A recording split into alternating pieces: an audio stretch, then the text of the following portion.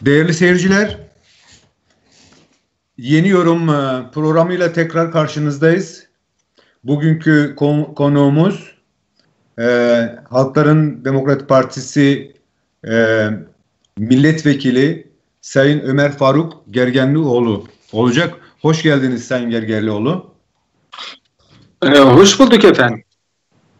Değerli seyirciler, Gergerlioğlu 90'lı yıllardan günümüze kadar farklı sivil toplum kuruluşlarında faaliyet göstermiş ve bazı kurumların genel başkanlığını da yapmak üzere sivil toplum kuruluşlarındaki çalışmaları, insan hakları ve aktivisti olarak ciddi çabalar içerisinde ve bu şu anda yine Meclis İnsan Hakları Komisyonu'nda üyelerinden biridir. Tekrar kendisine hoş geldin diyoruz ve ilk sormak istediğimiz bu son dönem ceza infaz yasası ile ilgili çok çabaları oldu. Buna rağmen bütün bu sağlıklı muhalefetlere rağmen ne yazık ki AKP, MHP iktidarı siyasileri, gazetecileri, muhalefetlerin büyük bir oranında onları tutup onların yerine tecavüzcüleri, katilleri serbest bıraktı. Sayın Gergerlioğlu, bu sürece dair bize kısaca bir bilgi verebilir misiniz? Tabii efendim. Öncelikle size de hayırlı olsun yeni yayın döneminizde. İnfaz yasası büyük bir beklentiyle beklenen bir yasaydı. Uzun süredir bu yasa bekleniyordu ve cezaevlerinde büyük bir beklenti vardı. 300 bine yakın mahpus cezaevlerindeydi. Milyonlarca mahpus yakını büyük bir beklenti içindeydi. Bir yılı aşkın bir şekilde sürekli rafa kaldırılan ama büyük bir beklentiyle beklenen bir yasaydı. Gelmesi gerekiyordu çünkü AK Parti iktidarının hukuktan uzak yönetim tarzı yüz binlerce insanı cezaevlerine doldurmuştu. Ve bilhassa da düşünen insanlar, bir fikri olan insanlar, siyasi mahpuslar çok yoğun bir şekilde cezaevlerine doldurulmuştu. Düşünce suç olarak kabul edilmişti ve ağır cezalar verilmişti. Düşünün, bir tweet atmışsınız, 3 yıl ceza yemişsiniz. Bir basın açıklamasına katılmışsınız, işte efendim terör örgütü üyesi diye damgalanmışsınız ve ağır cezalar yemişsiniz. Farklı hususlarda da yine o hal döneminin büyük zulümleriyle ağır cezalar görmüştük ve cezaevleri dolmuştu. İnfaz yasası büyük bir beklentiyle bekleniyordu. Bu mağduriyetler belli bir süre bir işkence gibi çekilmişti ve en azından belli bir dönem sonra bu mağduriyetler biter ve bu haksızlık da bir noktada biter temennisi vardı. İnfaz yasası bu yüzden büyük bir merakla, hevesle bekleniyordu. Ve sonunda uzun süre rafta bekletilen infaz yasası koronavirüs salgını dolayısıyla mecburen raftan indirildi. Cumhur İttifakı bu konuda tam net anlaşamıyordu ama en sonunda alelacele net bir anlaşmaya vardılar. Aslında salgının geleceği, cezaevlerini tehdit edeceği ve bir infaz yasasının daha da gecikmemesi gerektiği apaçık ortadaydı ama 20-25 gün kadar iktidar yine bu noktada gecikme gösterdikten sonra apar topar bir yasa getirdi. Ama maalesef bu yasa işte malum bir Çakıcı yasasıydı. Alaaddin Çakıcı'yı dışarı çıkarmaya matuf bir yasa olduğunu daha sonraları çok net bir şekilde anladık. Alaaddin Çakıcı ile beraber işte bir takım adli mahpuslar, işte hırsızlık suçları, gasp, zimmet, mafya suçları gibi suçlar başta olmak üzere bir takım suçlardan 90 bin kişi cezaevlerinden dışarı çıkarılıyordu. Burada bir adalet beklentisi yoktu. Sadece bir sayı azaltma olayı vardı. 90 bine yakın kimse tespit edilmiş Ve özellikle de siyasi mahpuslar cezaevlerinde tutulmaya çalışılmıştı. Ne yasada bir adalet ve eşitlik aranmıştı, ne korona dolayısıyla bir yaşam hakkı tehdidi göz önünde bulundurulmuştu, ne de riskli kişiler arasında bir ayrım yapılmıştı. Oldukça zalimane bir şekilde bu yasa getirildi. Hani yasalar biliyorsunuz iyileştirmeler için getirilir. Evet, yasalarda bazı iyileştirmeler vardı ama bunlar kesinlikle terörle mücadele yasası denilerek cezaevine atılmış insanları içine dahil etmeyerek, onları hariç tutarak yapılmıştı ve ötekileştirici bir anlayış içeriyordu. Meclise getirildi. Komisyonda oldukça yoğun saatler boyu süren 18 saatlik bir maratonda yoğun bir şekilde 70 maddelik yasayı tartıştık.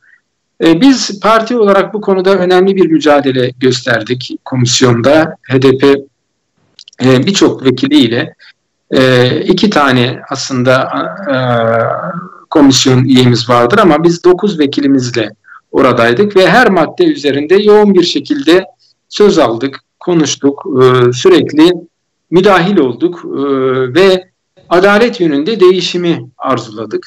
Tabii maalesef orada Adalet ve Kalkınma Partisi, MHP ve İYİ Parti de aslında bir destekleyiciydi. Yani reddeder gibi görünüyordu ama aslında destekliyordu yasanın ayrımcı maddelerini.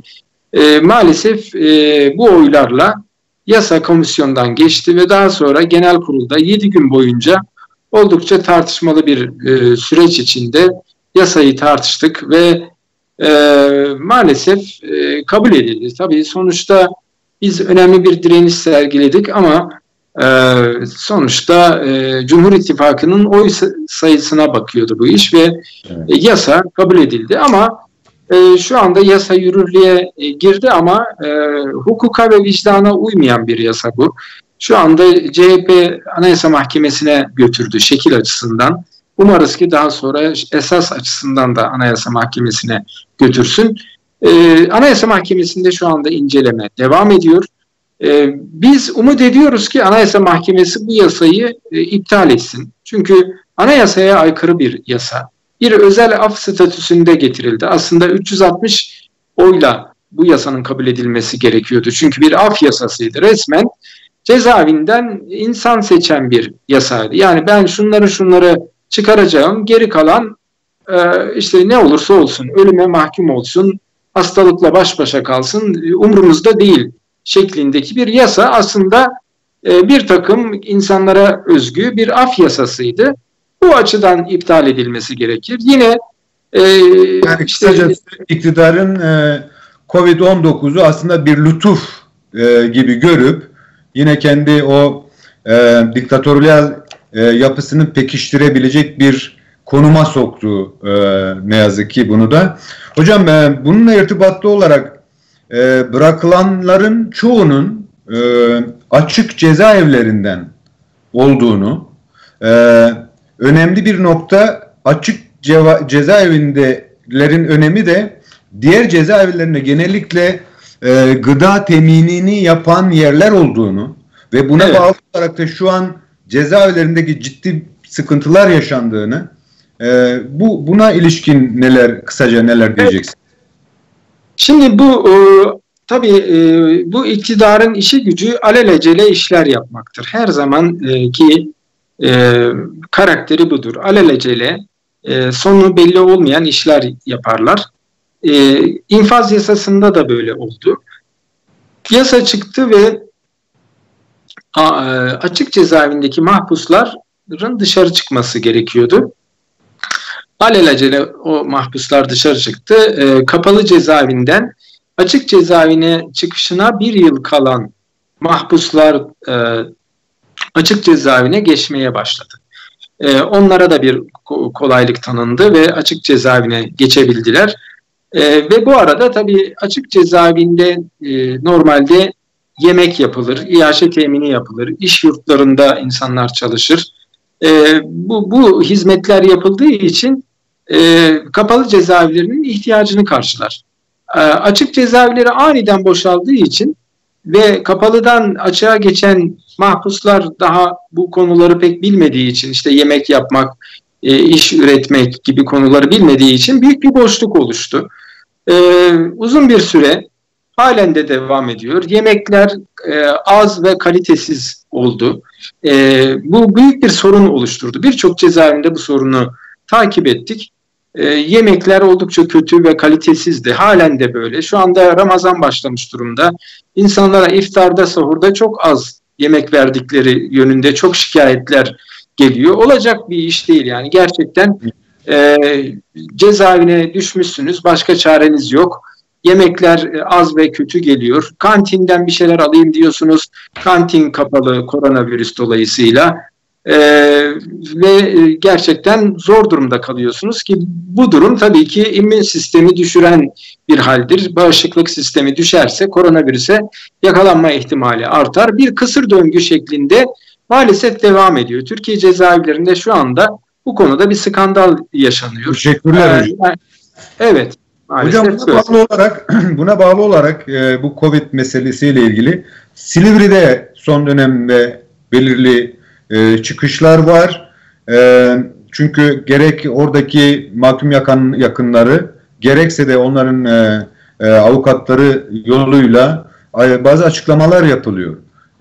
Ki koronanın pozitif değerine yakalanmış birçok insandan bahsediliyor. Ve bunlar yapılırken de çok ciddi bu sosyal mesafe dediğimiz olguya hiç önem verilmediği, yani gerek çalışmalar bazında gerek koğuşlar arası iletişim noktalarında ve çok ciddi sorunlar olduğu söyleniyor. Özellikle de Silivri şu an için biraz çok daha ön plana çıkmış durumda. Zaten sanıyorum 11 Mayıs gibi önce cezaevlerinde koronanın tespiti olduğu söylenmişti. Fakat bugün çok ciddi, hakikaten bir sosyal ölüme terkin altyapılarını görüyoruz. Bu konuda neler diyeceksiniz bize? Şimdi efendim en baştan koronavirüs salgını başladıktan sonra toplumda biz özellikle cezaevlerindeki tehlikeye vurgu yaptık ve bir infaz yasası çıkması gerektiğini söyledik. Bu infaz yasası konusunu ilk gündeme getiren ve tahliyelerin acilen olması gerektiğini söyleyen benim. Evet. Ve daha sonra bu konu gündeme geldi. Hakikaten gecikme de olsa gündeme geldi. Ve maalesef bu arada cezaevlerinde vakalar başlamıştı. Ama Adalet Bakanlığı çok büyük bir titizlikle vakaları gizlemeye çalıştı. Vaka ve ölüm sayılarını gizlemeye çalıştı. Bütün işi gücü bu oldu. Yani nerede bir vaka olduğunu duyursak hemen o konuda bir açıklama yapıp soruşturma yapmaya başladı. Bizim duyurduğumuz ve hakkımızda soruşturma başlatılan vakaların sonra doğru olduğu, savcılıkların yalan söylediği ortaya çıktı. Böylesi skandal durumlar yaşandı. Devlet adına üzücü şeyler yaşandı. Bakıyorsunuz devletin savcısı resmen yalan söylüyor. Devletin savcısı bilgi gizlemeye çalışıyor. Adalet Bakanı vakaları az göstermeye çalışıyor. Bunun gibi olmayacak işlere imza attılar.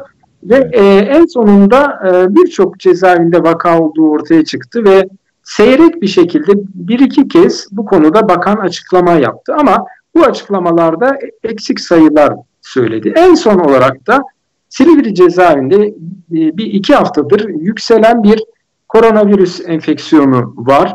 10 bin kişilik bir hapishane, binlerce cezaevi çalışanı, binlerce asker var. Oldukça önemli bir kampüs, Silivri cezaevi kampüsü. Ve bazı bölümlerde koronavirüs enfeksiyonu oldukça yoğun bir şekilde görünüyor. Mesela 7. bölümde, 8. bölümde bu vakalara çok sık rastlanıyor. Bize günlerdir mahpus yakınları başvuruyor. Anneler, babalar, eşler, kardeşler çok yoğun ve büyük bir kaygı içinde başvuruyorlar. Silivri'de yakınlarının ölüme terk edildiğini, çok zor durumda olduklarını belirtiyorlar. Çünkü koğuşlarda bilhassa C7 7. bölümde B10 ve B12 koğuşları adeta tamamen karantina koğuşu haline dönmüş durumda. Koğuşlar arası transferler yapıldığı için bulaşıcılık artmış ve düşünün 7 kişilik koğuşlarda önceden 35 kişi kalıyorlardı ama karantina koğuşları diye bazı koğuşlar boşaltılıp bazıları daha da doldurulunca 7 kişilik koğuşlarda 39-45 kişi kalan koğuşlar olduğunu biliyoruz. Bu inanılmaz bir durum. Düşünün salgın bir hastalıktan dolayı sosyal mesafeyle birbirimize uzak durmaya çalışıyoruz. Ama koğuşta düşünün 7 kişilik yerde 45 kişi var ve bir karışlık bir sosyal mesafe var. Ne sosyal mesafesi ne hali. İnsanlar iç içe, birisi öksürmeye başlayınca 45 kişi öksürmeye başlıyor. Zaten hemen birisi enfekte olunca 45'i de anında enfekte olmuş. Çok hızlı bir şekilde yayılmış. Şu anda bizim bildiğimiz hastaneye kaldırılan vakalar var. Onların akıbetini daha tam bilmiyoruz. Açıklama yapılmadı. Silivri'de evet hastanede olan vakalar var. Birçoğu da koğuşları karantina koğuşu haline getirilmiş durumda. Çünkü koğuşun hepsi koronavirüsü olmuş. 7. bölümde, 8. bölümde C6 koğuşunda hakeza birçok vaka var. Tabii ki biliyoruz virüs sınır tanımaz. Demir kapılar, beton duvarları tanımaz ve geçiş yapar. Geçişleri de yapıyor ve 10.000 kişilik bir hapishaneyi tehdit ediyor şu anda. Bu çok ciddi bir hani orada hasta olan, yaşlı olan mahpuslar var. Bir 70 yaşında Ahmet Altan var, 63 yaşında Osman Kavala, 64 yaşında Mümtazar Türkene gibi yazarlar var. Yine yaşlı, kanser hastası insanlar var, çocuklu anneler var, hamile kadınlar var. Bu eğer ki cezaevinin farklı koğuşlarına da ilerlerse oldukça sıkıntılı durumlar olabilir. Biz en baştan itibaren yaşam hakkının esas olduğunu ve riskli gruplar başta olmak üzere tutukluların tahliye edilmesi ve mahkumların da infaz erteleme ile tahliye edilmesi gerektiğini söylüyorduk. Şimdi yine bunu söylüyoruz. Bir tek ölümün bile hesabını bakanlık veremez. Bunu çok net bir şekilde söyleyelim. Şu anda cezaevlerinde ne var? Kolonya dağıtılmıyor bir kere. Hijyen açısından sıkıntı var. Kimi yerlerde sıvı sabun eksiği önemli miktarda var. Yine yemeklerin az geldiğini söyledik.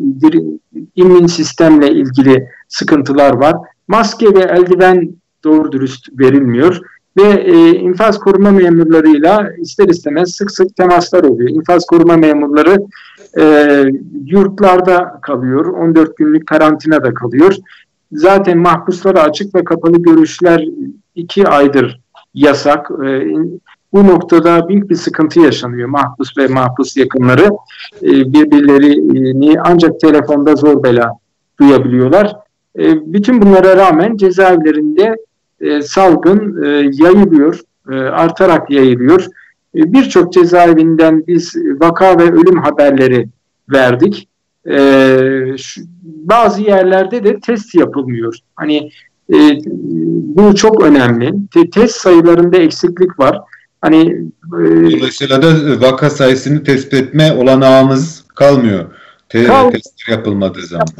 Vaka ortaya çıkıyor.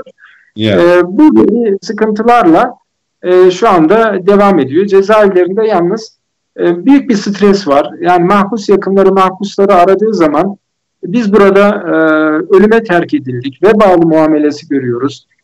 Karantina koğuşuna hiç kimse gelmek, oralardan geçmek istemiyor. Kendimizi çok kötü hissediyoruz diyorlar.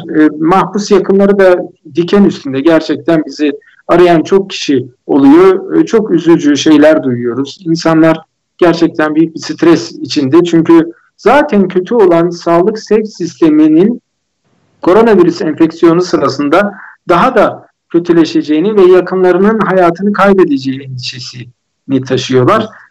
Bundan dolayı artan bir stres var. Adalet Bakanlığı'na biz bugün bir soru önergesi verdik Silivri Cezaevi ile ilgili. Bize gelen birçok başvuruyu da ekleyerek cezaevlerindeki sorunları ayrıntılı bir şekilde anlatarak sorular sorduk. test sayıları ile ilgili, vaka sayıları ile ilgili, olayın ciddi bir şekilde takip edilip edilmediği ile ilgili önemli sorular sorduk ve cevabını bekliyoruz. Biz milletin sesi olarak bu soruları sorduk. Bir milletvekili olarak bana ulaşan yüzlerce kişinin sesi olarak sordum. Bakanlığın da bu konulara ciddi bir cevap vermesini bekliyoruz şu anda. Evet. Fakat iktidar nasıl ki hasta tutuklara karşı takındığı tavırları resmen şu an mahkumları da sosyal ölüme terk etme yoluyla bu inadını sürdürmeye devam ediyor. Yine buna bağlı olarak açlık grevleri yaşandı ülkemizde ve bunun sonucunda üzücü sonuçlar da yaşandık. Son olarak bildiğiniz gibi grup yorum üyelerinin hayata veda etmeleri ve aynı dönemde Ahmet Burak Ataç'ın yine bu iktidarın çok ciddi katı tutumunun bir türlü eşletilemediği bir süreç yaşandı. Gerek İbrahim'e ve öbür arkadaşlara gösterilmeyen esneklik ona da ne yazık ki gösterilemedi. Tedavi için yeterli ön açıcı şeyler yapılmadı. Onun da daha acısı babasıyla görüştürülme talebi bir türlü yerine getirilemedi. Şimdi insanlar bazı talepleri var ve bu taleplerin karşılanmayışı var. Ancak yine tam bu süreçte yani nasıl oldu, nasıl bittiğinin ötesinde benim burada sorgulamak istediğim hocam sizin yıllardır toplum içerisindeki çalışmalarınızı da göz önünde bulundurarak birçok mahalleye dokunabildiniz. Onlarla hareket etme olanağınız oldu. Onlarla gerçekten geleceği tasarlayabilme zemini oluşma süreçlerini belki de en yakında izleyen insanlardan birisi olarak. O dönemde tam da Ahmet de bizim, İbrahim de hashtag'i oluşturuldu ve toplumda ciddi bir bu katı tutuma karşı bir duruş sergilendi. Yani böyle düşündüğümüzde toplumdaki bu acıları bizleştirme, yani bir ötekinin acısına gerçekten sırt dönmeme sürecinin de yaşandığına dair bir olumlu bir etki görülüyor. Bu konuda neler diyeceksiniz hocam bize? Tabii bunlar çok önemli. İktidar son derece zalim uygulamalarıyla muhalif gördüğü her kesime karşı son derece katı pratikler sergiliyor. Hukuksuz pratikler sergiliyor ve adeta bir soykırım yapıyor. Son derece zalimane uygulamalar yapıyor. O hal döneminde yüz binlerce insan bundan etkilendi. Öncesinde de zaten hukuksuz bir ülkemiz vardı. Ama o hal döneminde bu baskılar gittikçe arttı. O halin başlamasıyla işte yüz binlerce KHK'lı işinden atıldı, cezaevleri dolduruldu. Yine herkesin bir sorumuz olacak hocam. Yapıldı. Burada grup yorum da bundan nasibini aldı. Yıllardır özgün müzik yapan, herkesin bildiği, tanıdığı, sevdiği, müziğini dinlediği grup yoruma yönelik de çok ağır baskılar yapılmaya başlandı. Bir müddet direndiler ve sonunda müzik yapmalarının önünde bir engel olduğunu görünce açlık grevine başladılar. Haksız yere tutuklamalar, İdil Kültür Merkezi'nin basılması, konserlerin yasaklanması, terörist olarak ilan edilen bir müzik grubu sonunda ağır bir karar aldı ve cezaevinde açlık grevine başladı. Ben bu grevi baştan beri takip ettim. Evet. Helin Bölek, İbrahim Gökçek çok yoğun bir şekilde bu açlık grevini devam ettirdi ve cezaevinde de durumlarıyla ilgili görüştük, mektuplaşarak neler istediklerini, neden bu açlık grevini yaptıklarını sorduğumuzda müziğimizi yapmak istiyoruz, baskılara son diyorlardı ve bu açlık grevine devam ettiler. Bir taraftan da Mustafa Koçak yine bir OHAL mağduru, haksız, hukuksuz bir şekilde birilerinin iftirasıyla mağdur edilmiş bir insan, somut olmayan, net olmayan, hukuki olmayan delillerle mağdur edildi ve bir anda çok ağır bir cezaya çarptırıldı. Mustafa Koçak gibi binlerce insan oldu bu dönemde. Ama Mustafa Koçak bu karara boyun eğmedi ve bir açlık grevine girdi. Uzun süre bu açlık grevlerini hep takip ettim. Her hafta onları gündem ettim ve hani bir açlık grevine katılımı doğru bulmasam da bu insanların bir büyük adalet talebi ile bunu devam ettirdiğini ve buna mutlak surette saygı duyulması gerektiğini, bu insanlara toplumun kulak kabartması gerektiğini hep söyledim. Öbür taraftan da bir büyük dram yükseliyordu. Ben her hafta mecliste basın toplantılarımda o halle ilgili büyük dramları gündem ediyorum. Aksatmaksızın insanların sesi olmaya çalışıyorum. Onların arasında birisi çok önemliydi. Bir mahpus cezaevindeydi ve çocuğu kanser hastası olmuştu. Çocuğu anne ve babanın birlikte gözaltına alındığı anda yaşadığı streslerden dolayı kanser hastası olmuştu. Bir kemik kanseri başlamıştı. Çok ağır bir süreçti. Ameliyatlar, kemoterapiler, radyoterapiler, el kadar çocuk zaten büyük bir perişanlık yaşıyordu. Bütün vücudu kortizon dolmuştu ve çok ağır ilaçlarla gerçekten çok zor bir hayat yaşıyordu. Sol kürek kemiği alınmış, ameliyatlar, kemoterapiler yaşayan, adeta vücuduna zehirler verilerek o kanser hücreleri öldürülmeye çalışılan bir çocuk hayata tutunmak için direniyordu ve babasına yönelik çok büyük bir hasreti vardı. Gerçekten belki her çocuk babasını sever ama Ahmet Burhan Ataç'ın baba sevgisinin ne kadar muhteşem bir sevgi olduğunu ben bizzat yaşayarak, onunla tanışarak, onu dinleyerek, onun halini gözlemleyerek görmüştüm ve bu çocuğun babası maalesef işte ipe sapa gelmez nedenlerle cezaevine atılan bir babaydı. Fakir bir aileydi, gariban bir aileydi ve maalesef o hal döneminin mağdur ettiği insanlardan birisiydi. Belki onun benzeri ithamlarla suçlanan insanlar vardı. Onlar işte kendi mevkileri, makamlarıyla kendilerini kurtarmıştı ama Ahmet Burhan'ın babası kendisini kurtaramamıştı ve bir tarafta cezaevinde baba ağlıyordu, öbür tarafta çocuğu dışarıda baba hasretiyle yanıp tutuşuyordu ve giderek artan bir dram oluyordu. Ve sonunda biliyorsunuz bu çocuğun Almanya'da tedavi ihtimali belirdi. Çünkü Türkiye'deki tedavilere cevap vermiyordu. Ama Almanya'ya gidişine bu sefer işte senin yurt dışı yasağın var. Sen oğlun için çok fazla gürültü çıkarmışsın. Evet bakın yanlış duymuyorsunuz.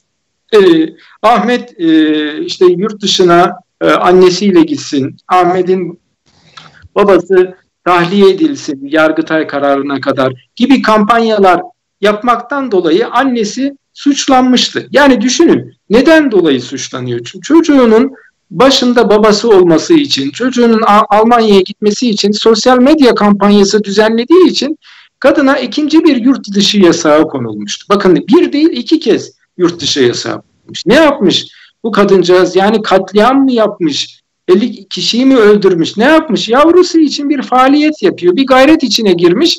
İnanılmaz suçlamalarla karşılaşıyor.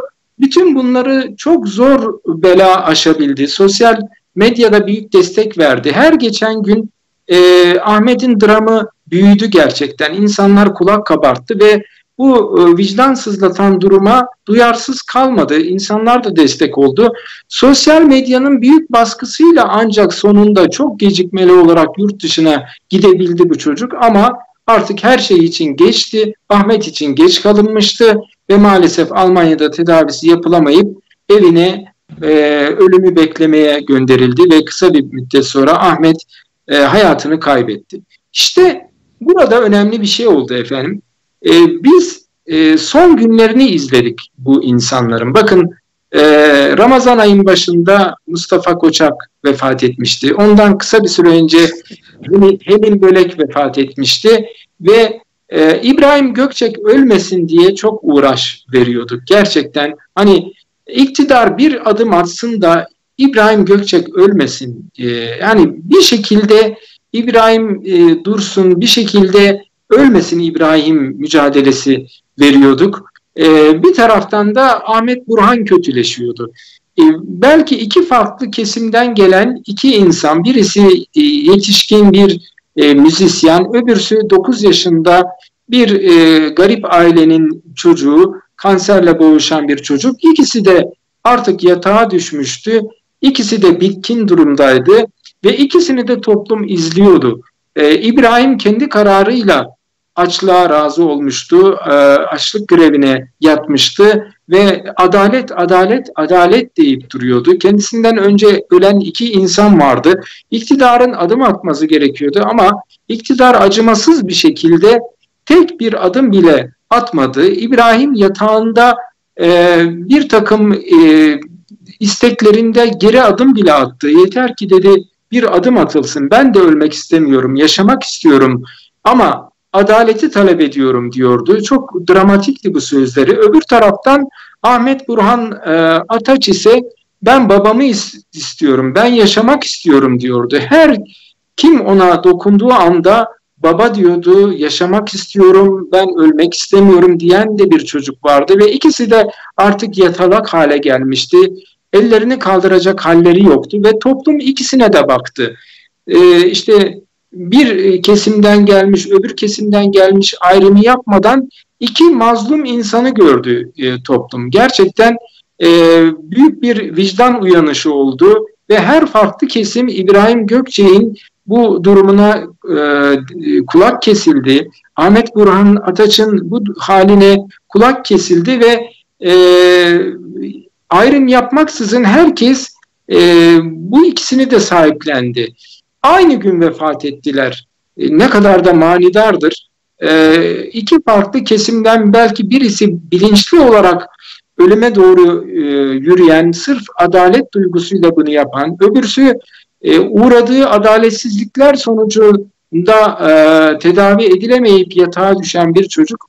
İkisi aynı günde vefat etti ve toplum bunu ayırmadı. Dedi ki İbrahim de bizimdir, Ahmet de bizimdir. Yani iki mazluma tüm toplum sahip çıktı. Bu ne demek? Evet. Çok önemli. Demek ki mazlumiyet temelinde, insan hakları temelinde, adalet temelinde toplum buluşabiliyor ve mazlumu ve mağduru ayırt etmiyor. Burada birleşebilmemiz, bir payda oluşturabilmemiz çok önemliydi, çok değerliydi. Hepimiz ağladık. İnanın ki Ahmet'i tanımayan binlerce insan, bu OHAL döneminin zulümlerinin sembolü olan çocuk için herkes gözyaşı döktü. Babası onun son saniyelerine yetişmeye çalıştı.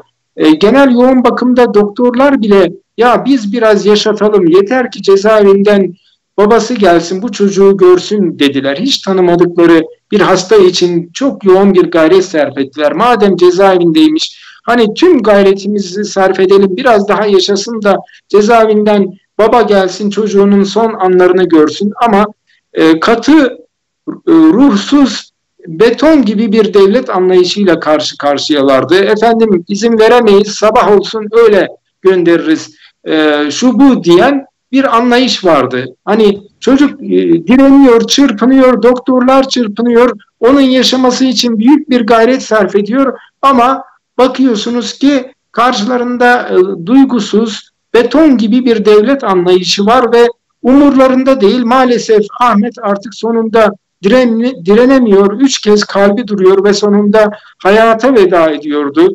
Hepimizin gözyaşları arasında. Gerçekten bunlara tahammül etmek mümkün değildi. Keşke hani siz de yakinen o çocuğun halini görseydiniz, ne kadar baba hasretiyle dolu olarak bu dünyadan göçüp gittiğini, tüm belki insanlar üzerinde bir hakkı olduğunu yakinen görürdünüz. Bu toplumdan büyük bir alacakla gitti adeta Ahmet. Çünkü ufacık haliyle ona çok çektirdiler, çok zulümler gördü ve bütün bu OHAL çilelerinin maalesef büyük mağduru oldu ve en sonunda da büyük bir sembolü oldu ufacık Ahmet Burhan Ataç. İkisi de aynı günde öldü. Ahmet'in cenazesine ancak babası yetişebildi. İbrahim'in cenazesinde biliyorsunuz cenazesine bile tahammül etmediler. Cenazesine katıldı. Cenazesi acıları ortaklaştırmaya rağmen İbrahim'in cenazesindeki o çıkışın da bir tarafıyla toplum acılarını ortaklaştırıp farklı bir mücadele alanı ve yeni bir demokratik süreç yaşatma başlangıcı olarak düşünsek, öbür tarafta o katı tutumun yansıması olarak cenazeyi gömdürmeyiz, çıkartacağız ve yakacağız gibi söylemler de toplumun bir öte yanı. Yani bunları da aslında bu konuda da söylemek istediğiniz bir şeyler varsa almak isterim. Tabii efendim. Şimdi İbrahim Gökçek zaten hani adalete aç olarak bu dünyadan gitti. Mustafa Koçak gibi, Helim Bölek gibi bu insanlar da sizin benim gibi yaşamayı sevmiyor muydu? Dünyadaki nimetler onların da hoşlarına gitmiyor muydu? Ama bu insanlar önemli bir irade ortaya koydular ve adalet dediler. Hiçbirimiz onların ölmelerini istemez. Ama o önemli bir iradeleri vardı ve bir şeyler demeye çalışıyorlardı topluma. Ve bu hal üzere İbrahim Gökçek de 3. olarak vefat etti ve İbrahim Gökçek hem cenazesine saldırılan bir kişi oldu, cenazesi kaçırılan bir kişi oldu ve artık Kayseri'ye götürüldüğünde düşünün, oranın Ülke Ocakları Başkanı, vay efendim biz bu cenazeyi Kayseri'ye sokmayız, yakarız, yıkarız, şudur budur gibi insanın tüylerini diken diken eden ifadeler kullandı. Hani evet, her şeyde bir düşünceniz olabilir, dininiz, siyasi yapınız, ideolojiniz, ama ölüm karşısında, cenaze karşısında hepimiz ayağa kalkarız, önümüzü ilekleriz. Bu dünyadan ayrılan bir insana artık son vazifemizi yaparız. Saygıyla, ister sevelim, ister sevmeyelim, hakkımızı helal ederiz. Ufak haklarımız varsa onları da helal edip bu dünyadan göndeririz. Bunlar bir insanlık kuralıdır, değil mi? Bir insanlık kuralıdır. Hepimiz bunu yaparız. Hangi anlayışta olursak olalım. Ama biz İbrahim ve Ahmet için ortak bir şekilde ağlayan toplumun bu güzelliğini seyre dalmışken birden irkilerek uyandık. Çünkü bir cenazenin Kayseri'ye girişi bir grup insan tarafından, tüm Kayserilileri de itham edemeyiz tabii ki, küçük bir grup tarafından engellenmeye çalışılıyordu ve cenaze zor bela toprağa verildi. Bununla da kalmadılar. Bu iddiayı ileri süren Ülke Ocakları Başkanı görevden alınmasına, tüm Ülke Ocakları dernekleri görevden alınmasına rağmen MHP tarafından, ardından bir grup insan yine nümayiş yaparak gömülen insanı mezardan çıkaracaklarını, bu cenazeyi yakacaklarını hiç utanmadan, arlanmadan, haya etmeden çıkıp televizyon ekranlarının önünde söyleyebildiler. Yani bu gerçekten insanlığın dibinin dibi olan bir hal. Hocam zaten takip ettiğinizi tahmin ettiğim bir başka sorun daha var, biliyorsunuz. Kürdistan illerindeki mezarlara karşı duruşlar. Evet. Yani evet, onu da düşündüğümüzde böyle bir silsile şeklinde gelen bir kin ve öfke var. Yani toplumun bir boyutunda. Daha önce HDP'li bir milletvekilinin annesinin cenazesi için de aynı bir çıkış yapılmıştı, dikkat ettiyseniz. Dolayısıyla yani muhalif kesimi, belki dün Kürtlerdi bunların özelinde, Kürtlere yapılan ve bugün mezar taşları sökülüyor ve bir annelerin artık o çocuklarının mezarlarını bekleyen bir sürecin yaşandığı bir toplumdayız bu noktada. O nedenle yani gerçekten de acıların ortaklaştırılmasının öneminin buradan geldiğine inanıyorum. Bir katkınız varsa yine bu konuda da söyleyeceğiniz bir şeyler varsa. Şimdi biz bu kutuplaştırmayı çok tehlikeli bir hal olarak görüyoruz. Türkiye'de demokrasiyi, hukuku katleden bir haldir kutuplaşma. Ve iktidar da bu kutuplaştırma taktiğinden beslenerek büyümeye çalışıyor. Her meselede insanları kutuplaştırmaya çalışıyor. Bakıyorsunuz dini hassasiyetler üzerinden kutuplaştırma oluşturuyor. İşte kendisini dindar ilan ediyor. Karşındakileri din düşmanı ilan edebiliyor. Türklük, Kürtlük üzerinden bir kutuplaşma yapmaya çalışıyor. Elinden gelen her yolla bunu yapmaya çalışıyor. Son zamanlarda da düşüşe geçen iktidarını kurtarmak için darbe söylemine tutundu. Güya kendisine darbe yapacaklarmış. Kendisini eleştiren, iktidardan gideceksiniz diyen herkesi kendisine karşı darbe hazırlamakla itham etmeye başladılar. Bunun abartılı söylemler olduğu belli. Biz bunu çok yakinen biliyoruz. Mecliste de görüyoruz.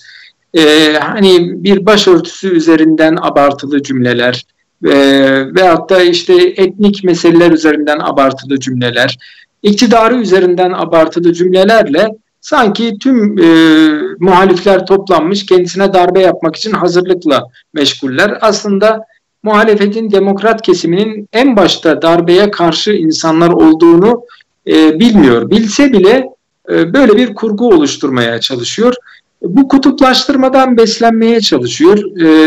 Biraz evvel söyledik, işte mezarlıklara kadar saldıran, mezar taşlarını kıran, Kürt meselesinde adil ve eşitlikçi bir tavır yerine mezar taşı kırmakla çözüm bulduğunu sanan,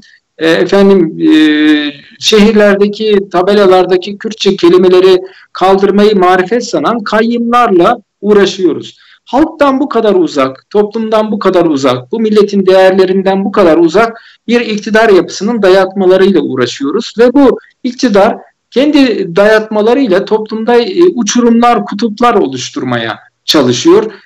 En sonunda işte bakıyorsunuz birileri çıkıyor, biz hazırlık yaptık, 50 kişi öldürecek kapasitemiz var, komşularımızı fişledik, onları öldüreceğiz gibi inanılmaz dehşet veren cümleler söylüyor ve hiçbir savcı da kalkıp bunlar hakkında bir işlem yapma cesareti bulamıyor.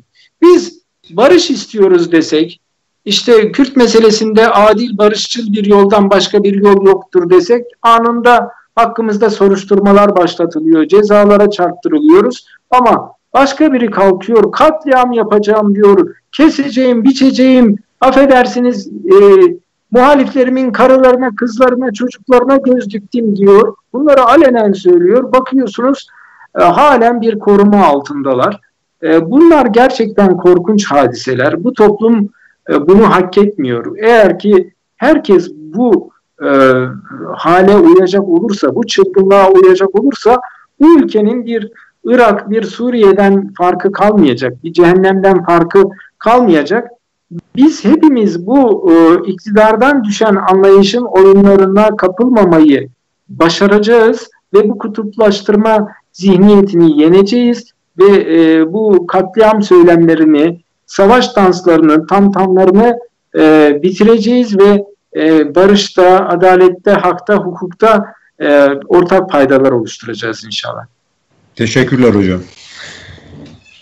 Son olarak benim ele almak istediğim başka bir konu daha var. O da sizin de yine çok yoğun bir şekilde ele almaya çalıştığınız, topluma duyurmaya, seslerini duyurmaya çalıştırdığınız bir bu OHAL'le beraber sanıyorum 37'ye yakın bir kanun hükmüne kararname süreci yaşadı bu toplum ve bu kanun hükmünde kararnamelerin mağdurlarıyla ilgili çalışmalarınız çok öne çıktı. Umarım toplumun büyük bir kesimi de buna ulaşma olanağı bulmuştur. Tam da buradan da yine bir kutuplaşma yolu açılarak iktidarın yaşam süresini uzatma noktasına gidildi. Ancak şöyle de bir süreç vardı. Geçmişte beraber yürüdüğü insanların daha çok yoğun olarak ele alındığı bir süreçti ve dışlandığı bir süreçti. Şimdi KHK'ların kısaca bir o gelişim evresini ele almanızı, buna bağlı olarak da yine benim sormak istediğim birkaç soru var. Bu konuda bizlere neler diyeceksiniz? Evet efendim, iktidar darbe girişimini fırsat bilerek muhaliflerini tasfiye etmeye çalıştı biliyorsunuz. Evet. Ve acımasızca anayasayı çiğneyen apaçık KHK'larla hukuku uygulayan, anayasayı uygulayan bir anayasa mahkemesi olsa bu KHK'ları iptal ederdi. Ama anayasa mahkemesi de ortada olmadığı için çok rahatlıkla KHK'lar çıkararak 37 KHK ile yüz binlerce insanı işinden ihraç etti. Ama bununla kalmadı, adeta hayattan da ihraç etti. Onlara hayatı zindan etti, cehenneme çevirdi. Çünkü işinizden atılmakla kalmıyorsunuz, damgalanıyorsunuz, fişleniyorsunuz, sosyal ölüme uğratılıyorsunuz, tam bir sivil ölüme uğratılıyorsunuz. Yurt içinde belki yaşıyorsunuz ama iş bulma imkanlarınız kısıtlanmış oluyor. Hedefteki kişi oluyorsunuz, damgalanmış kişi oluyorsunuz. Bankaya gidiyorsunuz, size hesap açmak istemiyorlar, kredi kartı vermek istemiyorlar. Tapuya gidiyorsunuz, evinizi satma veya alma noktasında engelle karşılaşıyorsunuz. Hatta şahit bile olamıyorsunuz. Bir iş yeri açmak istiyorsunuz, belediyeler bile sizi engelliyor. Sen bir terörist misin deniliyor. Sosyal hayatın her alanında dışlamaya uğruyorsunuz. Herhangi bir özelde işe giremiyorsunuz. Öğretmensiniz. Özel okulda öğretmenliğiniz yasaklanıyor. Hukukçusunuz. Avukatlık bürosu açmanız yasaklanıyor. Ve diğer birçok sertifikayı almanız yasaklanıyor. İş yeri hekimliği belgesi imtihanını kazanıyorsunuz ama belgeyi almak iktidarın keyfine kalıyor. Böylesine inanılmaz hukuksuzluklarla dolu bir süreci yaşadık. Yüz binlerce insana hayat zehir edildi ve gerçekten bir sosyal ölüme uğratıldılar. Ve bu sosyal ölümün sonucu da ardından geldi. En az 60 civarında insan intihar etti bundan dolayı KHK'lı olarak. Bizim tespit ettiğimiz sayı bu kadar ama KHK'lı insanların yakınları, anneleri, babaları, çocukları, eşlerinin intiharları, ani kalp krizleri, yakalandıkları ağır hastalıklar daha ayrı bir hesap. Bunlar da normalitenin çok üstünde. Bunu biz yaptığımız rapor çalışmalarında gördük. İnanılmaz bir şekilde pik yapıyor. Yani insanları ilk önce sosyal olarak öldürmüşsünüz, izole etmişsiniz, dışlamışsınız, ötekileştirmişsiniz. Ardından da fiili olarak öldürmüşsünüz. Kalp krizi geçirmiş, şu olmuş, bu olmuş, gitmiş kendisini çatıdan aşağı atmış. Çünkü dışlandığını hissetmiş. Böylesi bir durumda hani sana bu Türkiye'de hayat hakkı yok denirken peki beni sevmiyorsun, o zaman ben bu Türkiye'den çekeyim gideyim, ver bana pasaportumu, yurt dışına gideyim, hani ekmeğimi dışarıda bulayım diyen KHK'lılar bu sefer de pasaport engeliyle karşılaştılar. Hani ben sana bu Türkiye'de yaşamı zehir edeceğim, peki ben pasaportumu dışarı çıkayım, hayır onu da yapmam, ben sana burada çile çektirerek, işkence çektirerek bir hayat yaşatacağım. İşsiz güçsüz bırakacağım. Çoluk çocuğunu mağdur edeceğim. Psikolojik sıkıntılara uğratacağım. Ekonomik sıkıntılara uğratacağım. Psikolojik sorunlar yaşatacağım. Ve sana çektireceğim. Sadece sana da değil, yakınlarına, çoluk çocuğuna, senden sonra gelen çocuklarına da damgalayacağım. Güvenlik soruşturmalarıyla sen bir KHK'lının oğluysan veyahut da ne bileyim bir siyasi partinin üyesinin çocuğuysan seni herhangi bir işe de almayacağım gibi neslini de tehdit eden söylemler yaptılar. Biz bu zulmü teşhir etmek için birçok rapor çalışması yaptık. Uluslararası rapor çalışmalarıyla tüm Türkiye ve dünyaya bu zulümleri binlerce örneğiyle duyurduk. Yani bu rapor o çalışmaları umarım hem seyircilerimiz hem de toplumun öbür kesimleri umarım ele alıp yeniden inceleme olanakları buluyor. Yani çünkü bu OHAL süreci çok ciddi bir süreç. 250 bine yakın insanın hapse atıldığı söyleniyor. 179 medya kuruluşu kapatılmış.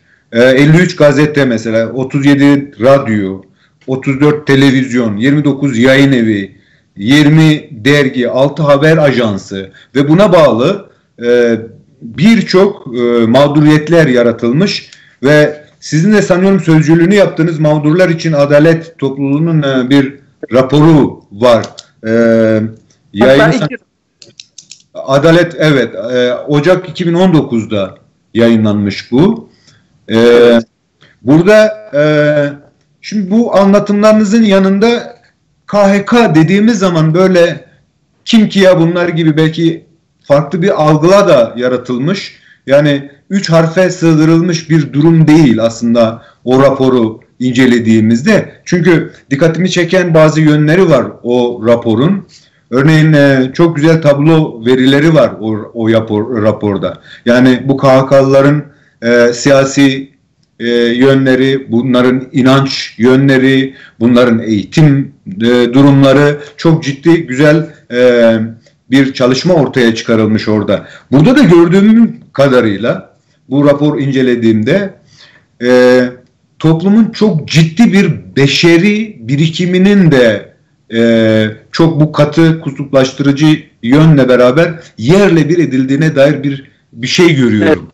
Yani çünkü akademisyen hademesine kadar, işte generalinden erine kadar, Türkünden Kürdüne kadar, Lazına kadar, Çerkezine kadar bütün toplum kesiminin aslında etkilendiği bir süreçken bunu KHK deyip ve cemaat karşıtlığına indirgenmiş basit bir hale sokarak bunu topluma tamamen yaydılar ve bu ne yazık ki o raporunuz da bunu çok açık bir şekilde ortaya koyuyor. Buna dair bir şeyler söyler misiniz? Çünkü arkasında önemli bulduğum başka bir soruyla bunu desteklemek istiyorum. Şimdi efendim biz bu konuda bir değil 2 rapor hazırladık. O halin 1. yılının dökümünü içeren 480 sayfalık bir önemli rapordan sonra 2. yılda o halin 2. yılının toplumsal maliyetleri raporu adıyla adlar için Adalet Topluluğu olarak 993 sayfayı bulan bir rapor hazırladık. Çok ciddi raporlardı. İngilizceye de çevirerek tüm dünyaya da sunduk. Evet. Ve şu anda da 3. yıl raporumuz yayınlanmak üzere. 3. yılında toplumda ne değişimler oldu onları görmeye çalıştık.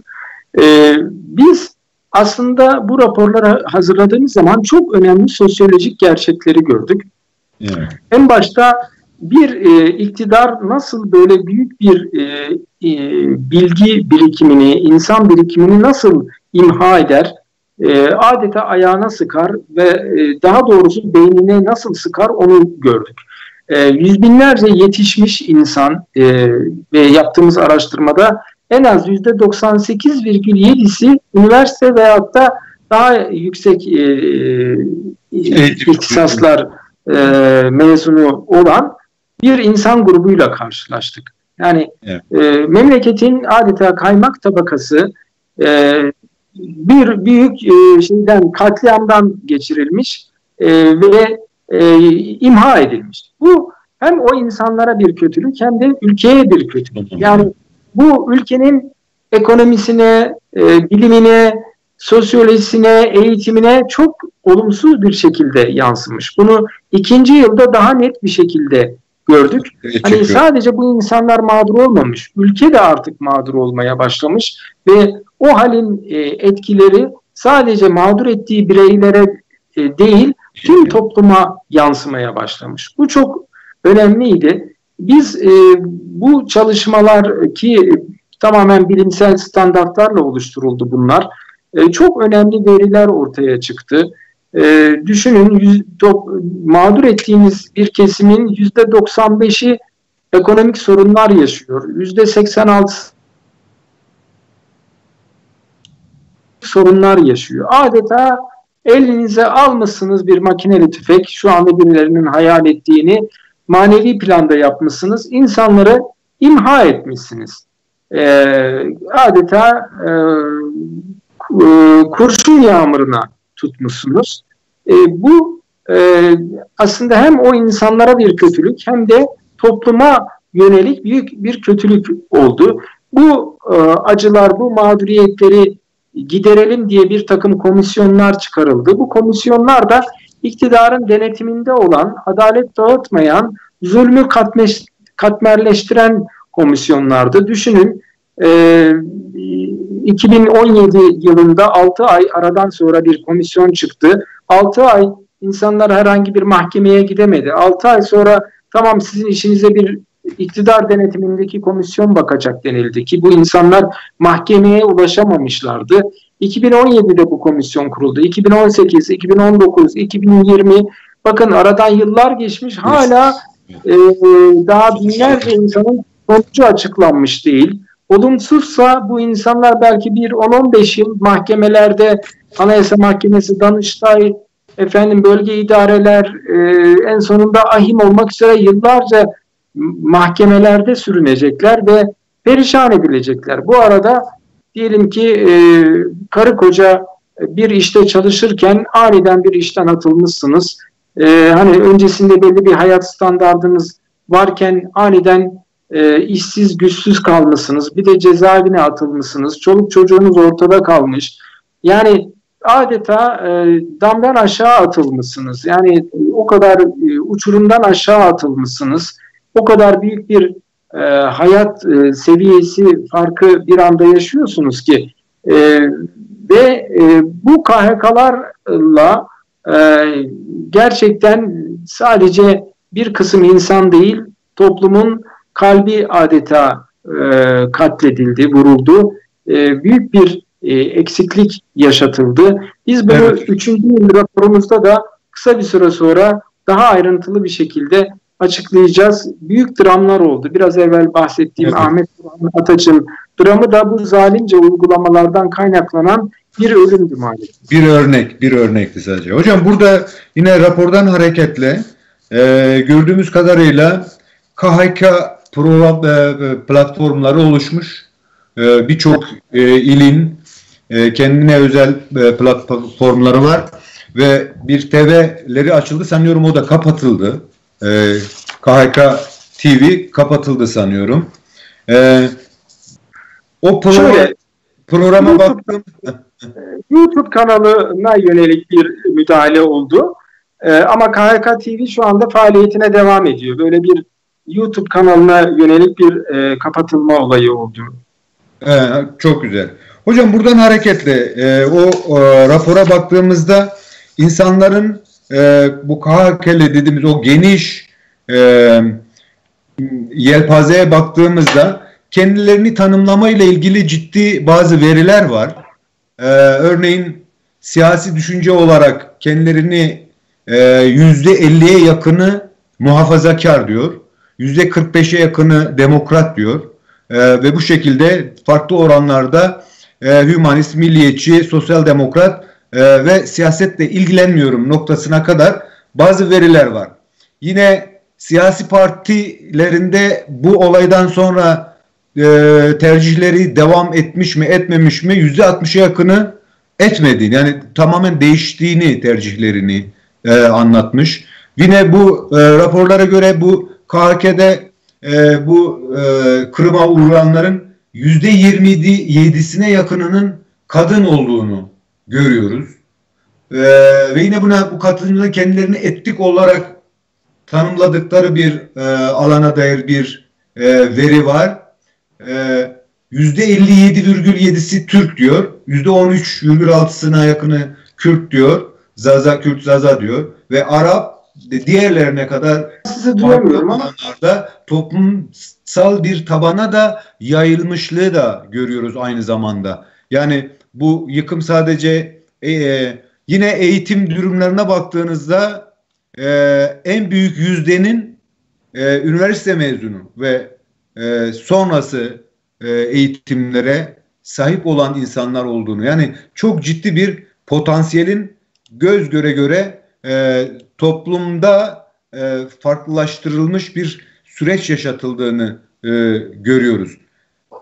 Bundan hareketle nasıl ki İbrahim ile Ahmet noktasında acıların paylaşılması ve aynılaştırılması süreci yaşatıldı ise, bu KHK'lilere de baktığımızda ve bu verilerle baktığımızda bu KHK platformlarının geleceğine dair, yani yeni bir sosyal siyasal alanın açılmasına bir zemin yaratabilir mi?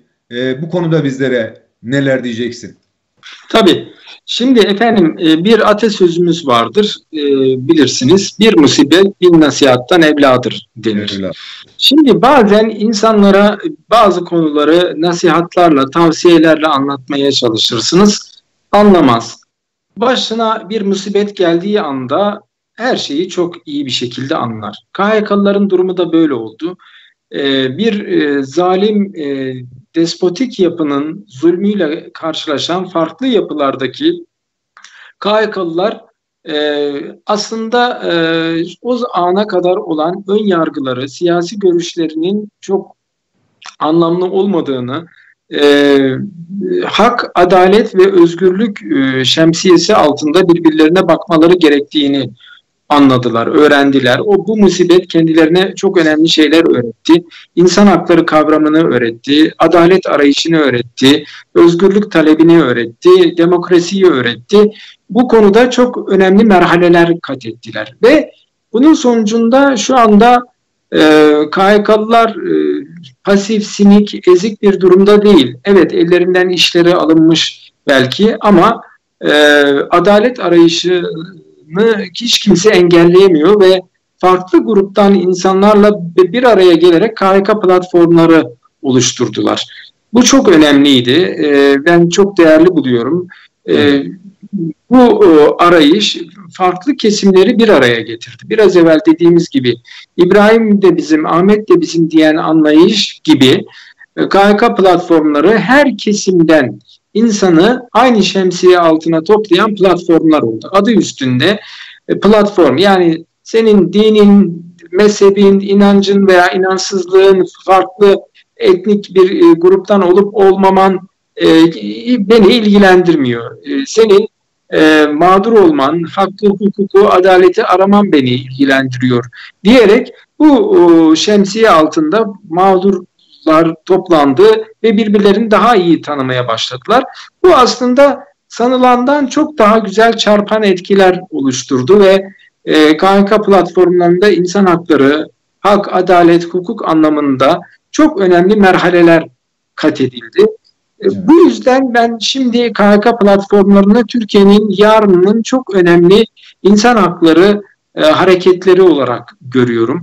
Biliyorsunuz günümüzde vakıflar, dernekler, sendikalar, partiler var ama hepsi işin doğrusu belli kimlikleri bir araya getiren yapılardır.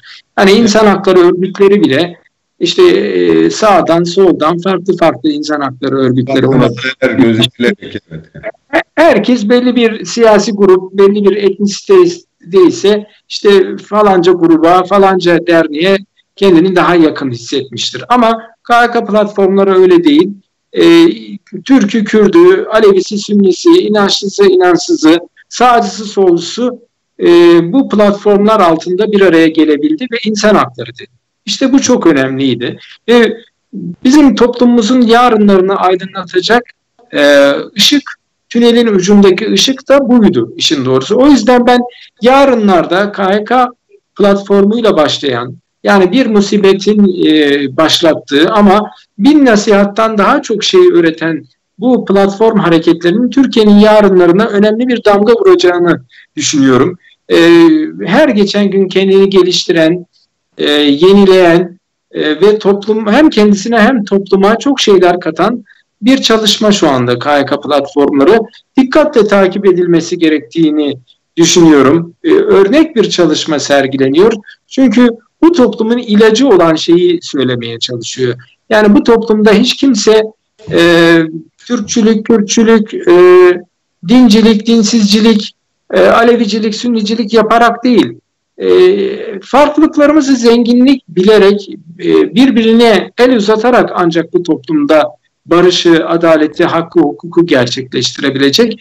Bunun pratiğini şu anda KHK platformları yapıyor. O yüzden gerçekten Türkiye'nin geleceğine ışık tutan bir hareket olarak görüyorum ve umarım ki daha da güçlü bir şekilde yarınlara doğru ilerler ve çok daha etkili işler yapar. Evet, hocam teşekkür ederim. Çok umutlu bir sonlanma gerçekten.